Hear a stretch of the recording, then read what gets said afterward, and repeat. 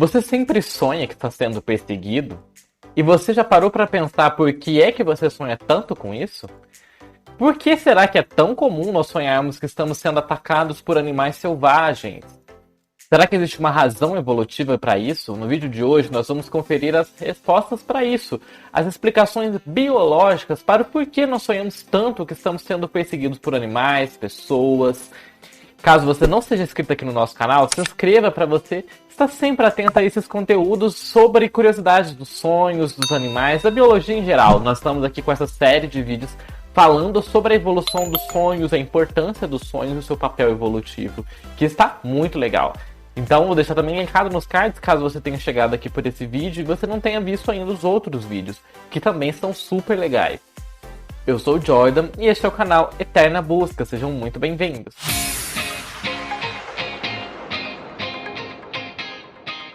Vamos começar o vídeo definindo o que é um infortúnio. Os chamados infortúnios, eles nomeiam uma classe de eventos oníricos, né, eventos que acontecem nos nossos sonhos, em que acontece alguma coisa ruim com o personagem do sonho, independente de qualquer coisa que ele tenha feito no sonho. Esses infortúnios incluem contratempos, perigos, alguma ameaça. E o oposto disso, de um infortúnio, é uma boa sorte. Num estudo desenvolvido por Hall e Van de Castle em 66, havia 411 casos de infortúnio em 1000 relatos de sonhos e apenas 58 casos de boa fortuna. Já fica pensando aí, você sonha mais com boa fortuna ou com infortúnio? Os infortúnios nos sonhos são 7 vezes mais frequentes do que as boas fortunas. Além disso, cerca de 70% desses infortúnios acontecem ao eu onírico, a própria pessoa que sonha. Os mais comuns são acidentes, perdas de posse, ladrões ou doenças, obstáculos e mesmo ameaças do meio ambiente. Tudo isso compõe cerca de 90% desses infortúnios. Enquanto que morte e queda são tipos raros de infortúnio. É incomum a pessoa sonhar com a própria morte ou que mesmo às vezes que ela está caindo. Não é tão frequente assim. Os infortúnios, normalmente, eles refletem situações em que o bem-estar físico ou algum recurso que a pessoa tenha, ou um objetivo que a pessoa tenha, está sendo ameaçado. E nisso, desse papel dos infortúnios, qual que é o papel da agressão nos sonhos? A agressão, ela é o tipo de interação social mais frequente que acontece nos sonhos, sendo as outras escalas da classe de Han de Van de Castle, que são amizades e interações sexuais. Cerca de 45% dos sonhos da amostra desses pesquisadores incluíram pelo menos uma interação agressiva durante os sonhos. Os sonhadores, eles estão envolvidos, a própria pessoa que sonha, né, em cerca de 80% das agressões dentro dos seus sonhos, e quando eles estão envolvidos, normalmente eles são a vítima e não o agressor. Novamente, já conta também aí, você sonha mais que você está sendo agredido ou que é você que está agredindo? E os inimigos que nós temos durante os sonhos? Don Hoff, em 1996, define inimigos nos sonhos como aqueles personagens oníricos com as quais as proporções de encontros de agressão eles são maiores do que 60%. Em que geralmente quando nós encontramos essas pessoas nos sonhos, acontece algo de ruim, ele nos persegue, brigas, entre outras coisas. Esse cálculo revela que os animais e os homens estranhos são os inimigos tanto nos sonhos dos homens quanto nos sonhos das mulheres. Hall analisou o conteúdo de 106 sonhos em que as pessoas eram atacadas. E ele descobriu que os ataques representam especialmente situações em que a vida ou o bem-estar físico do sonhador estava em jogo. O atacante geralmente era um ser humano, ou um grupo de humanos, em 70% dos casos. Mas não raramente poderia ser um animal, em 21% dos casos pelo menos, que dá a amostra dele. Quando o sexo do agressor humano foi identificado, que a pessoa que sonhava sabia se era um homem ou uma mulher, quase sempre o agressor era um homem.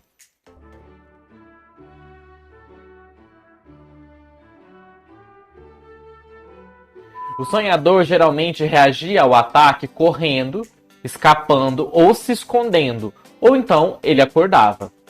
Hall e Dunhoff analisaram interações agressivas e amigáveis em mais de 3.000 relatos de sonhos, e eles descobriram que a interação era agressiva em pelo menos 48% dos personagens que envolviam animais, no caso dos sonhos dos homens, e no caso dos sonhos das mulheres que envolviam animais, eram apenas 29% desses sonhos que eram agressivos. Os encontros com mulheres estranhas não são geralmente agressivos. Eles geralmente são amigáveis, tanto homens sonhando com mulheres estranhas, quanto mulheres sonhando com mulheres estranhas. Segundo Hall e Dunhoff, homens desconhecidos são responsáveis pelas altas proporções de vitimização e de agressões físicas nos sonhos. E podemos ver também que na realidade. Van de Clastre comparou sonhos de estudantes universitários em que os seres humanos eram os mais presentes com sonhos em que os animais predominavam, com cerca de 1.000 relatos de sonhos.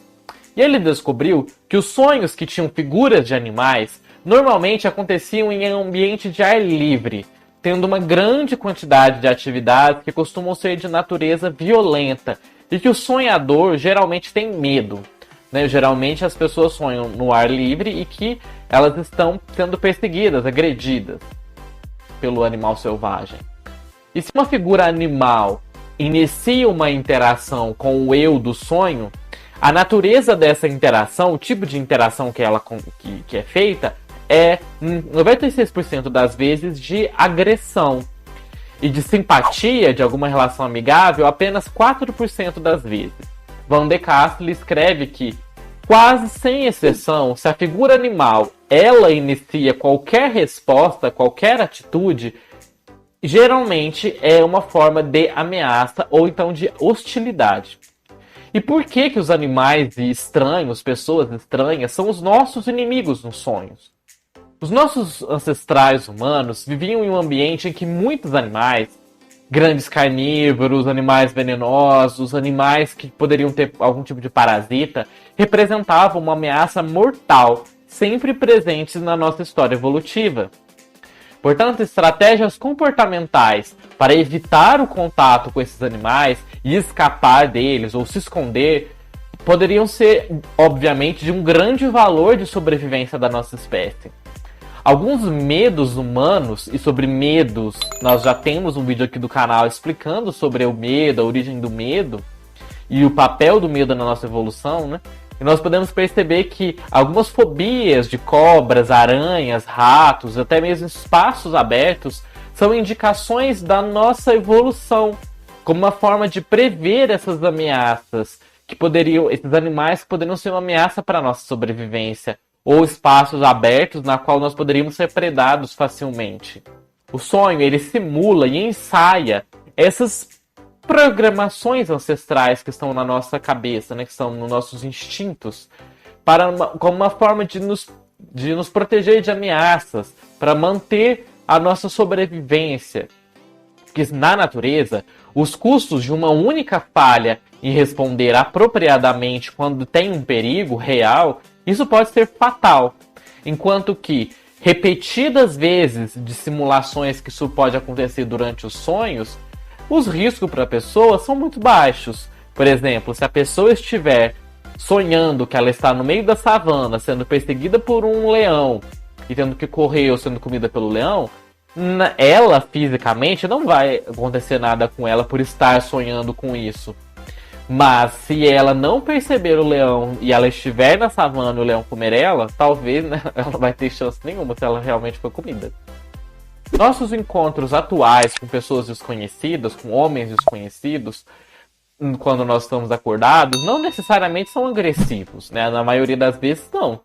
No ambiente humano ancestral, porém, a agressão entre grupos de pessoas, a competição violenta por acesso a recursos, a comida, a territórios, provavelmente eram bastante comuns.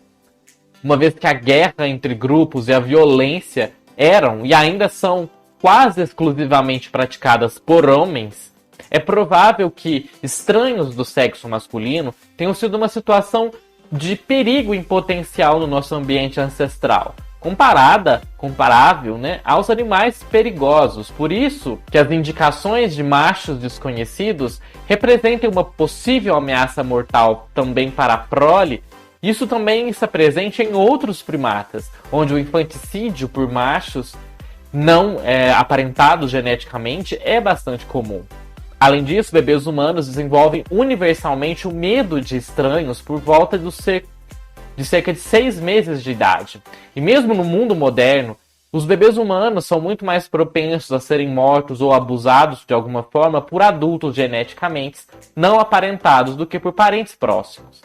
Assim, nós podemos ver que, embora a maioria esmagadora de nossos encontros atuais com os animais estranhos não seja agressivo ou ameaçador, o conteúdo dos sonhos ainda reflete essas condições ancestrais, na qual esses encontros eram potencialmente fatais. Os sonhos tendem a simular ameaças que eram comuns no nosso ambiente ancestral. Cerca de 100 mil anos atrás, quando o cérebro humano estava gradualmente se desenvolvendo até sua forma atual, as nossas vidas eram consideradas consideravelmente mais traumáticas.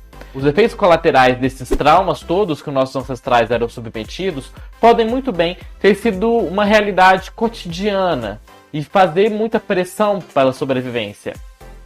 De acordo com a visão de Hartman, o conteúdo dos sonhos é muito modulado pela atual preocupação emocional do indivíduo enquanto ele está acordado. Sonhar conecta o trauma e os sentimentos e emoções associadas a uma ampla e variedade de imagens e memórias que estão presentes na vida daquela pessoa que sonha.